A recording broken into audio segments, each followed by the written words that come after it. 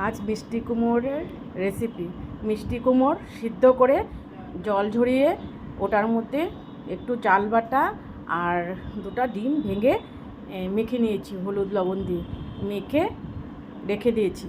তারপর আদা রসুন গোলমরিচ এগুলি পেস্ট করে আর টমেটো এগুলো পেস্ট করে আমি রেখে দিয়েছি। তারপর বড়া মিষ্টি কুমড়োগুলো যে মেখে রেখেছি যে ওটা বড়া বানিয়েছি, বড়া বানিয়ে রেখে দিয়েছি। তারপর গ্রেভিটা ভালো করে সাতলিয়ে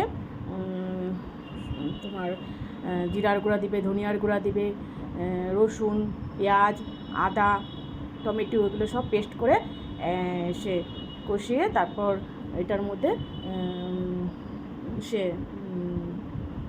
দই দিবে। তারপর বড়াগুলো ছেড়ে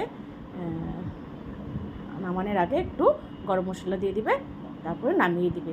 তোমরা খেয়ে দেখো কীরকম লাগে, তখন আমাকে কমেন্টে বলো।